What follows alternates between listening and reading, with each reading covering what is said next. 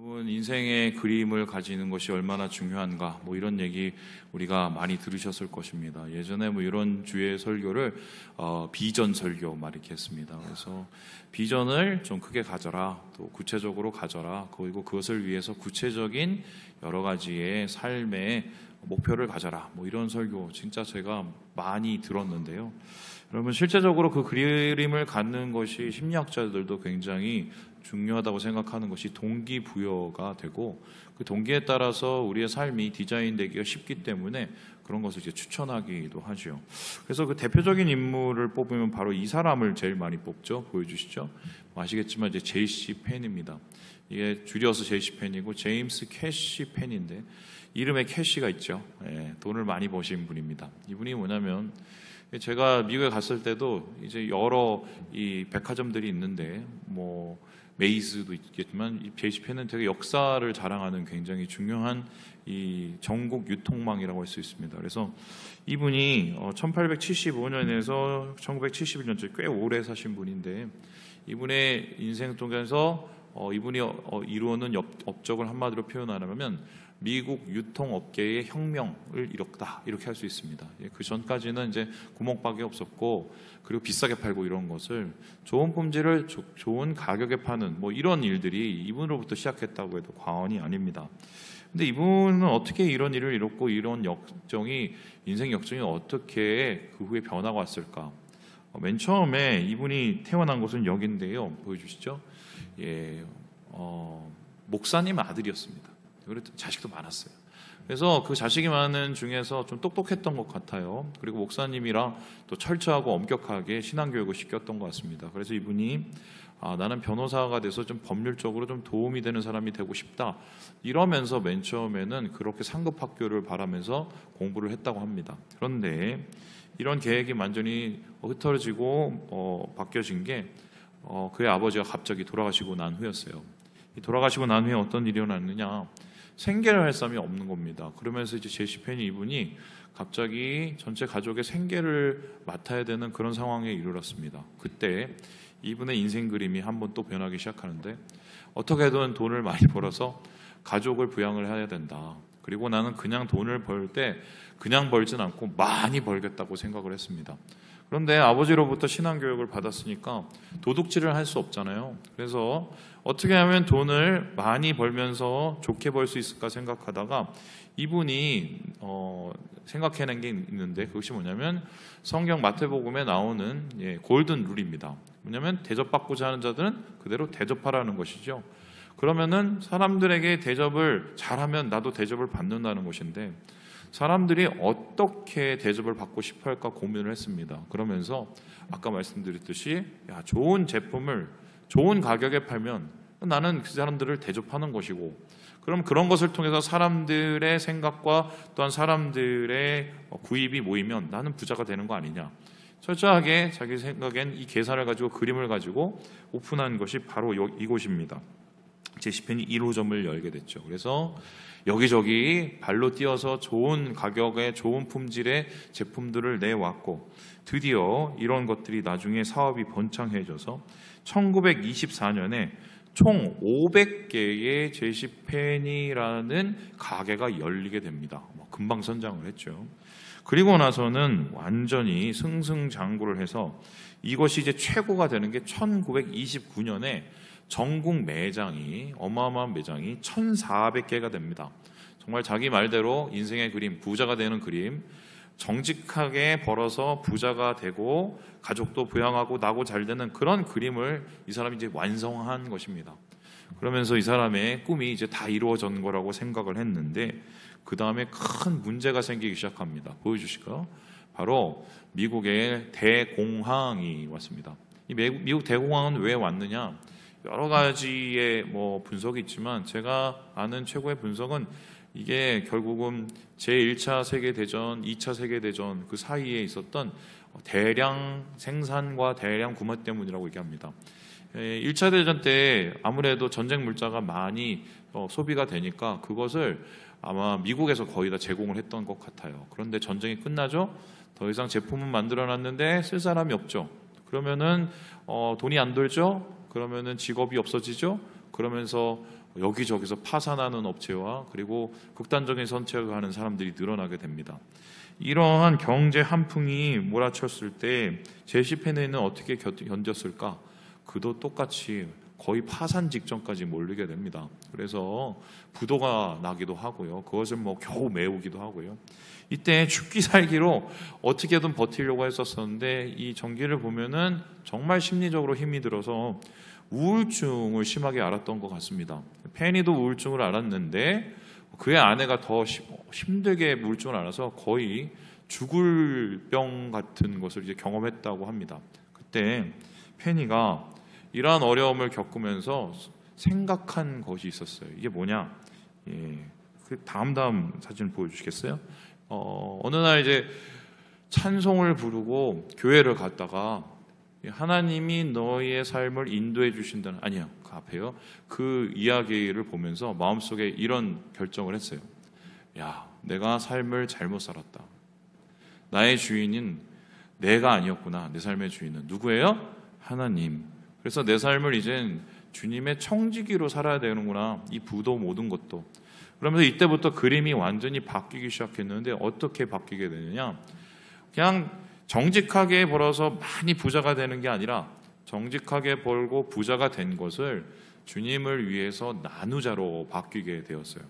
그 외에 앞에 그림요. 이 제시페네는 지금 미국 곳곳에서 제일 중요한, 물론 조금 힘들긴 했어요. 얼마 전에 매장을 만들게 되었고, 굴지에 최고의 이제 이 백화점을 만들었죠. 그리고는 그러한 성공을 바탕으로서 이제 제시페니는 그때 깨달은 새로운 그림들을 이루어가는데, 마지막 그림요. 보시듯이 자선단체를 설립하고 YMCA를 돕고 그리고 고아원을 설립하고 그의 재산 중에 많은 부분을 소위 말해서 하나님 나라와 선교와 교회와 복지를 위해서 사용하는, 그래서 존경받는 사람이 된 게 이 제시페니에 대한 이야기입니다. 그렇다면 이 이야기를 통해서 우리가 알 수 있는 건 뭐죠? 그림이 3번 변했죠. 3번 변하면서 이 사람의 삶의 방향도 완전히 변해버리고 그리고 이 사람의 삶의 열매들도 완전히 변해버렸다. 그러면 이렇게 얘기할 수 있는데 예수 믿는 것도 어떤 의미에서는 삶의 그림을 갖게 되는 겁니다.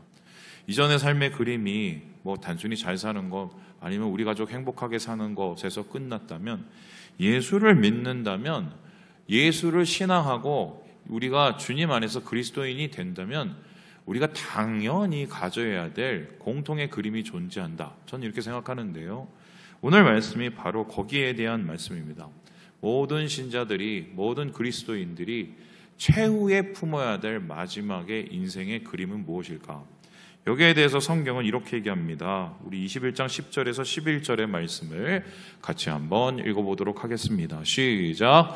성령으로 나를 데리고 크고 높은 산으로 올라가 하나님께로부터 하늘에서 내려오는 거룩한 성 예루살렘을 보이니 하나님의 영광이 있어 그 성의 빛이 지극히 귀한 보석 같고 벽옥과 수정같이 맑더라.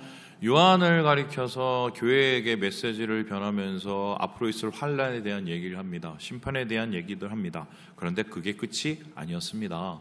결국 교회에게 하고 싶었던 것, 하나님께서는 모든 교인들이 품어야 될 마지막 그림, 인생의 최후의 목표의 그림을 우리에게 제시해 주셨는데, 요한이 보았던 그 최후의 그림은 다음과 같습니다. 보여주시죠? 바로 새 예루살렘입니다. 저기에서 보면은 새 예루살렘, 새 에덴, 그리고 새 하늘, 새 땅, 결국 이제 다 같은 거죠.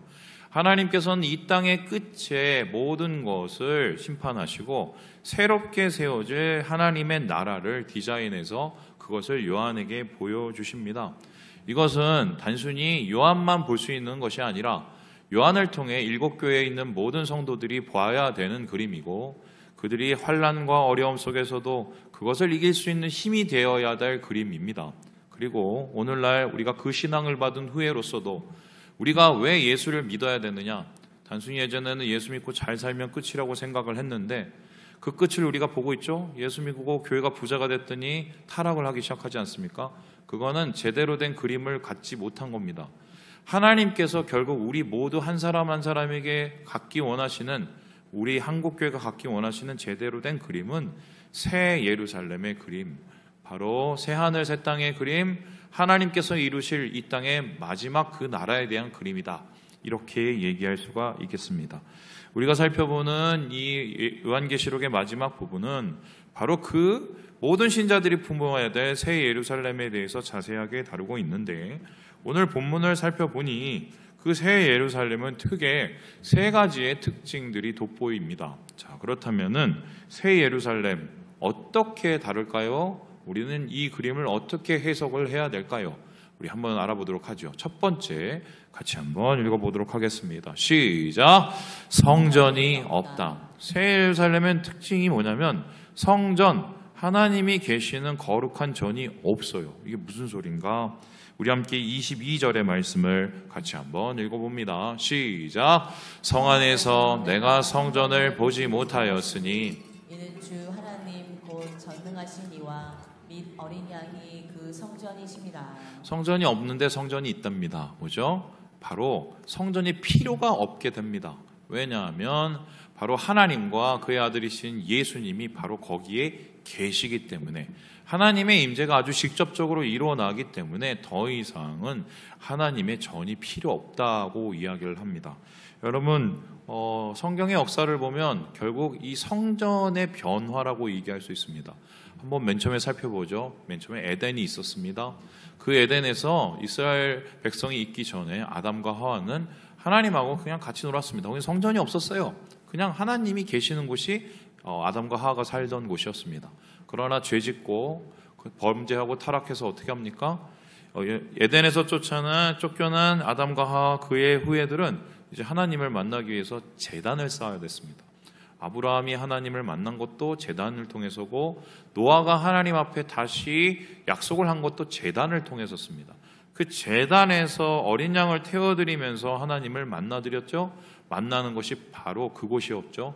희생을 통해서. 그런데 이것이 나중에 모세에 이르러서 이젠 제도가 됩니다. 그리고는 그냥 제단이 아니라 하나님의 텐트를 만들어주죠. 그걸 가리켜서 성막이라고 합니다. 그 성막의 특징은 이스라엘 백성이 가는 곳마다 다시 설치하고 다시 접고가 이동식이 가능했던 것입니다. 그런데 이스라엘 백성이 가나안에 도착하여서 거기에서 나라를 제대로 이루어 가니 이제 하나님께서는 다윗을 통해서 허락을 하셨죠. 성막에서 성전이 되는 것을 허락했습니다. 성막에서 성전이 되는 것은 더 이상 움직이지 않고 예루살렘 다윗에 있는 그 자리에 하나님께서 계시다는 겁니다. 비록 다윗은 직접 세우지 못했지만 솔로몬 그의 아들이 성전을 세웠고, 성전은 곧 하나님이 계시는 곳, 하나님을 예배하며 만나는 곳이 되었습니다. 하지만 이 성전의 끝이 어떻게 됐습니까? 결국 돌 위에 돌 하나도 남지 않게 되었죠. 왜입니까? 이스라엘 백성이 죄졌고 성전을 아주 소홀히 여겼기 때문입니다. 그래서 하나님께서는 이 성전을 다 해치셨습니다. 더 이상 존재하지 못하게 합니다. 그 후에 몇 번의 건축이 있었지만 결국은 서기 70년에 결국 이 성전은 완전히 없어지고 맙니다. 그리고 지금 그 자리에 뭐가 있느냐? 바로 이슬람 사원이 황금돔이 크게 있습니다. 거기는 무함마드가 있지 하나님이 계시지가 않아요. 성전은 없습니다. 그런데 그 성전은 그러면 완전히 사라졌을까? 우리가 이 사도행전 2장에 보면 그 성전이 새롭게 탄생하는 것을 보죠. 그것은 다름 아니라 뭐죠? 교회였습니다. 교회가 곧 성전. 예수 그리스도를 믿는 사람들이 예수의 이름으로 모여서 예배하고 기도하는 것이 곧 성전이 된다고 말했습니다. 그런데 흥미로운 것은 이렇게 교회가 성전이 돼서 이제는 우린 보이지 않는 성전을 이루고 보이지 않는 성전의 가치를 만들어 가다가 어느 순간엔가 이 보이지 않는 성전이 보이는 성전으로 탈바꿈해 버렸죠. 그래서 한국교회 같은 경우도 보세요. 미국의 상업주의적인 목회를 닮아서 성전을 뻔드하게 지놓으면 사람들이 저절로 교회에 옵니까? 오죠. 성전이 예배당이 곧 전도가 되는 그런 시대를 우리가 살고 있었죠. 지금도 어느 정도 그게 통하고 있고요. 그러니까 목사님들이 제가 알기로는 이 의정부 땅에도 예배당 지려다가 뽀개진 교회가 몇 군데 있다고 제가 알고 있습니다. 왜냐하면 주님은 성전을 보이지 않게 만드셨는데 보이는 성전으로 다시 탈바꿈하려다가 생긴 이야기죠. 이 성전이라는 것은 한마디로 예배만 잘 드리는 장소면 되는 거예요. 그 편의를 위해서 만들어지는 거거든요. 그런데 예수님께서 이 땅 가운데 다시 오실 때 어떤 것이 일어납니까? 그러한 보이는 성전을 이젠 다 없애버리고 하나님이 계시는 그 자체. 그러니 얼굴과 얼굴을 맞대고 하나님을 만나니 더 이상 이 새 예루살렘에는 하나님의 성전이 있을 필요가 없죠. 왜요? 부르면 대답하시고 만나시고 우리를 이게 얘기하시고 뭐 이런 일이 일어나니 더 이상 성전이 없는 곳, 그건 가장 하나님과 친밀해진다는 곳인데 그곳이 바로 새 예루살렘이라고 오늘 말씀을 전하고 있습니다. 그 다음 두 번째로 이 새 예루살렘의 특징은 무엇일까요? 같이 한번 읽어보도록 합니다. 시작. 밤이 없다. 성전도 없고요, 밤도 없다고 얘기하는데 우리 23절의 말씀을 같이 한번 읽어보도록 하겠습니다. 23절입니다. 시작. 그 성은 해나 달의 비침이 쓸데없으니 이는 하나님의 영광에 비치고 어린 양이 그 등불이 되심이라. 여러분, 지구는 자전하기 때문에 당연히 밤이 있습니다. 그래야 아침이 오죠. 돌기 때문입니다. 그런데 하나님이 다시 만드실 새 세상에서는 새 예루살렘은 밤이 없답니다. 그러면 지구는 자전이 멈추는가요? 지구가 자전을 멈추면 어떻게 되는 줄 아십니까? 여러분 지금 다 튕겨서 우주로 나가버립니다. 이렇게 돼요. 그러면 하나님이 우리를 다 튕겨 내보내시려는 건가?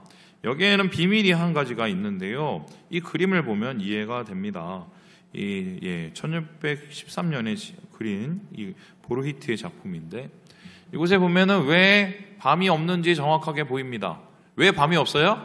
위에 달은 해가 계속 떠 있습니다. 진짜 해가 아니라 정말 이 빛의 중심이신 것이죠. 뭐죠? 어린 양이 떠 있습니다. 누구죠? 예수님이죠. 예수님이 빛이시기 때문에 그 빛으로 모든 사람을 비추고 그 영광 가운데 우리가 있기 때문에 더 이상 이곳에는 밤이, 어둠이 있을 수가 없다라고 얘기를 합니다. 그렇다면 이제 고민이 되죠. 잠은 어떻게 잘까? 근데 이게 중요한 게 잠도 사실은 인간의 피로 또 인간의 노동과 깊이 관련되어 있죠. 하나님께서 공급해 주신 생명을 누리면 사실 잠도 필요 없을 수도 있어요. 사실 그렇거든요. 그래서 저는 이때를 가리켜서 특별히 어둠이 없고 밤이 없다를 가리켜서 이런 생각이 들었습니다. 첫 번째가 뭐냐면요. 감출 수가 없겠다. 감출 수가 없겠다. 여러분, 여러분의 내면을 감출 수가 없다면 어떻게 될까요? 저는 정치하는 사람들 진짜 싫어하거든요. 그 여당이건 야당이건 다 싫어합니다. 그렇게 보시면 됩니다. 일단 목사님은 뭐 좌파야 우파야겠는데 저는 좌파도 싫고 우파도 싫고 다 싫어요. 그냥 파 들어가면 다 싫고 다 싫어요. 이번에 보셨죠? 뭐 정치 얘기하는 거 아니에요? 어젠가요? 한 분이 국회에서 주식하다가 걸렸죠. 걸렸는데 남의 주식하고 있었죠. 차 명의로, 그죠? 그리고 또 봤더니 이분이 위원회 위원장인데 거기에 있는 정보를 가지고 했다고 그래서 지금 아주 심각하거죠. 이쪽 당에서는 제가 알기로는 바로 자른 거로 제가 알고 있는데 저는 그래요. 사람이 욕심을 가지면 그럴 수 있다고 생각을 해요. 그런데 기가 막힌 건 이 다음이죠. 왜 그랬냐고 물어봤더니 뭐라고 합니까? 사실은 보좌관이 핸드폰을 놔두고 가고 그걸 들고 갔다가 이렇게 됐다고 얘기를 하지 않았나? 아니면 보좌관이 주식을 하는 걸 도와달라고 해서 그렇게 했다고 하질 않나? 금방 드러날 거짓말을 그러면 이쪽은 괜찮냐? 지금 조국 씨를 풀어내야 되냐 말아야 되냐 파리로 놓고 지금 막 이런저런 얘기가 있는데 이쪽 당에서는 얘기 들어보니까 절대로 안 된다, 타협은 안 된다, 막 이렇게 또 당대표가 열심히 얘기를 했어요.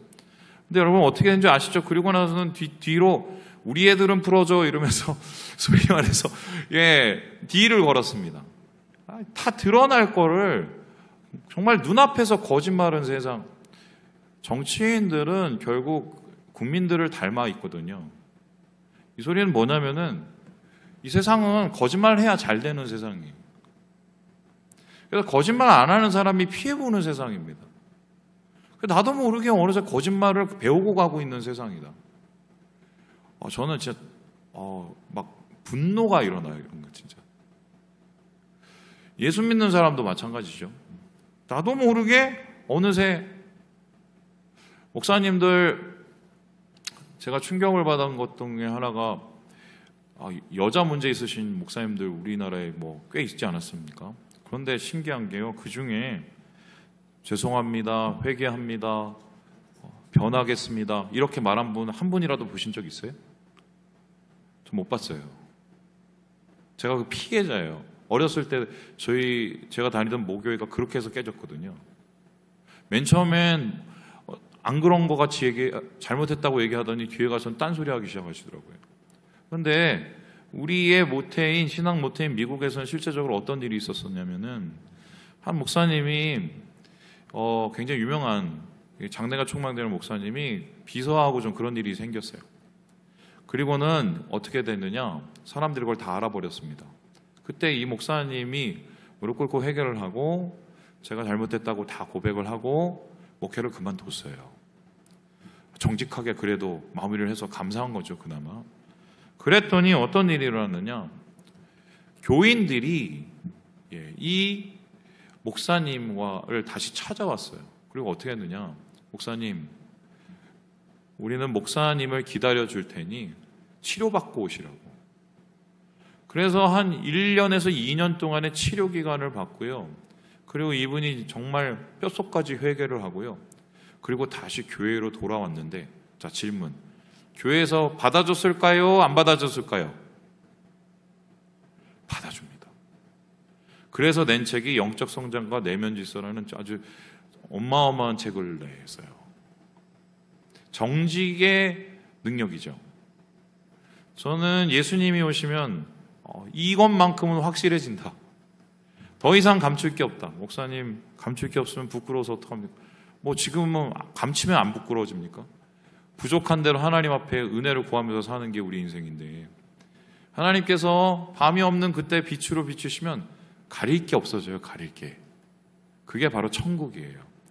두 번째로 밤이 없다는 것은 어떤 뜻이냐면, 그럼 밤을 상징하는 걸 보세요. 대부분의 안 된 일은 밤에 일어나죠. 특별히 요즘에 잠을 못 주무시고 밤을 아침처럼 보내시고 낮처럼 헤매시는 분들의 공통점은 불면증과 함께 우울증을 깊이 알고 계십니다. 머릿속에 꼬리에 꼬리를 물는 생각들, 그 생각 끝에 또 여러 가지의 또 다른 이상한 생각들이 물고 물어서 나중에 이제 괴상한 지옥을 혼자 만들어 놓고 엉망진창이 되시는 분들을 전 진짜 너무 많이 봤거든요. 그런데 천국이 되면은 그런 우리를 우울케 하고 우리를 낭만케 하고 우리를 죄 가운데 붙잡아 놓고 우리를 소위 말해서 여러 분노와 해치지 못한 곳에서 붙잡아 놓는 그 모든 것들이 예수 그리스도의 빛으로 다 사라집니다. 할렐루야. 저는 이거 생각하면 너무 통쾌해요. 어둠의 장막이 거두어지는구나. 주님의 그때 하나님의 은혜의 장막만, 은혜의 빛만 비춰주시는구나. 바로 하나님께서는 그 보좌에서 이 빛으로 우리와 함께 하시기 때문에 더 이상 어둠과 밤이 지배하지 않는 새로운 세상을 만들어 주신다. 그 그림을 우리에게 주고 있다. 이렇게 이야기를 하고 있습니다. 그렇다면 마지막으로 우리가 그려야 될, 꿈꿔야 될 새 예루살렘의 그림은 어떤 모습일까요? 우리 같이 한번 읽어보도록 하겠습니다. 시작. 저주가 없다. 하나님이 계시니까 성전이 필요 없죠. 하나님의 영광이 있으니까 더 이상 가릴 것도 없고 어둠은 우리를 지배하지 못합니다. 그리고 이 땅은 바로 저주가 없는 땅이라고 이야기를 하고 있는데요. 우리 함께 3절의 말씀을 같이 한번 읽어보도록 하겠습니다. 시작. 다시 저주가 없으며 하나님과 그 어린 양의 보좌가 그 가운데에 있으리니. 여러분, 인간은 다 저주받은 존재입니다. 자, 우리 옆 사람 한번 얼굴 보세요. 행복해 보이는 얼굴이지만 저주받은 존재입니다. 저주받은 존재. 목사님 왜 저러나? 진짜예요. 그러면 성경에 나온 저주라는 건 뭔가요? 갑자기 못 살게 되고 병이 생기고 갑자기 자식이 막 다 죽고, 이게 저주인가요? 물론 그것도 저주인데 저주의 뿌리가 있습니다. 근원. 죄 져서 저주받았죠. 그럼 죄 져서 우리가 받은 저주는 무엇일까요? 죽음입니다. 그 세상의 저주라는 것은 결국 다 죽음과 관련이 됩니다. 죽음은 내 생명이 끝나는 것도 되고 생명의 연장을 해치는 것도 되지만 이 육체적인 것을 떠나서 어떤 것이 저주냐? 관계의 죽음. 서로 끊어지게 만들잖아요. 하나님과의 이 관계도 끊어지게 만들죠. 거기서 끝나는 게 아닙니다. 세상과 우리의 관계가 끊어지죠. 지금 여러분 보세요. 폭우와 폭염에 난리도 아닌 이 모습, 사실 자연이 우리에게 복수를 하는 거죠. 우리가 그동안 막 썼잖아요. 예. 그것에 대한 복수를 받고 있는 건데 결국 이것도 죽음과 관련된 거예요. 이 세상은 어떤 세상이냐? 죽음의 세상입니다. 다 우리가 죽어가고 있어요. 그 저주 속에서 우리가 살아가고 있는 겁니다. 그런데 예수님께서 이 땅 가운데 마지막 이루실 그 세상은 저주가 없답니다. 어떻게 저주가 없을 수 있을까? 여기에 대해서 1절과 2절에 이렇게 얘기를 합니다. 우리 같이 한번 읽어보도록 하죠. 시작. 또 그가 수정같이 맑은 생명수의 강을 내게 보이니 하나님과 및 어린 양의 보좌로부터 나와서 길 가운데로 흐르더라. 이 생명수의 강 때문이라고 이야기를 합니다. 생명수의 강이 그 중심에서 쭉 내려와서 사방팔방에 펼쳐져서 그 생명수가 지나가는 곳엔 생명의 열매가 열립니다. 이게 제가 뻥치는 거 아니에요. 이게 다 나와요, 다. 근데 생명의 열매를 먹으면 어떻게 해요? 우리의 죽음이 사라져요. 그리고 제일 중요한 것은 하나님과의 죽음의 관계가 이젠 죽음이 아니라 생명의 관계로 변하게 됩니다. 그러면 요한은 이 그림을 그냥 혼자만 본 걸까요? 아니요. 이건 사실 에스겔이 마지막에 보았던 환상과 관련된 건데, 에스겔이 완전히 절망 가운데 있었던 이 바벨론에서 어떤 그림을 보냐? 예루살렘이 새로 세워졌는데 거기에서 막 물이 막 나와요. 물이 발목에 왔다가 무릎에 왔다가 다 차버립니다. 그리고 그 물이 막 펑펑펑펑 솟아나서 막 나중에는 천이 되고 강이 돼서 거기에 가는 모든 곳곳에 생명나무가 열리고 고기가 살아나고 사람들이 다시 돌아오고 이런 환상을 보거든요. 이 환상의 결말을 바로 요한이 보고 있는 것이죠. 바로 이 생수의 강이라는 것은 바로 십자가로부터 흘러난 보혈로서 새로워지는 이 생명이죠. 그 생명이 바로 이날에 완전히 완성되는데 이러한 모습을 이렇게 성경사파로 기록이 되었습니다. 빛이 있고 생명이 있고 그 생명 가운데 우리 많은 성도들이 생기가 넘치는 삶을 살고 있는 이 그림이 바로 우리가 마지막까지 품어야 될 최후의 그림이다 라고 오늘 성경은 이야기하고 있습니다. 자, 그렇다면 성전이 없습니다. 밤이 없습니다. 저주가 없습니다. 하나님 때문에 그렇다. 하나님의 임재, 하나님의 영광, 또 하나님의 생명이 우리 가운데 있기 때문이다. 그러면 이곳에는 도대체 최종적으로 이 세 가지가 없으면 무엇이 끝까지 남아있을까? 여러분 이거 어떻게 생각합니까? 이것을 함께 보고 마무리하려고 하는데요. 우리 함께 3절, 4절의 말씀을 같이 한번 읽어보도록 하겠습니다. 시작! 그의 종들이 그를 섬기며 그의 얼굴을 볼 터이요 그의 이름도 그의 이마에 있으리라. 지금 보니까 이렇게 새롭게 된 이 세상 빛과 그 다음에 생명과 또한 하나님의 영광 가운데 있는 이 세상이 이루어졌을 때 이곳에 있는 하나님의 백성 가운데 어떤 일이 일어나는지를 얘기하고 있습니다. 일단 이용합하게 글씨가 하나씩 다 있대요. 글씨라는 건 그리스도인이죠. 예수의 이름으로 뭉쳐진 사람들이 어떤 일이 있습니까? 그를 뭐 한다고 얘기합니까? 섬긴대요. 이것을 다른 말로 표현하면 예배입니다.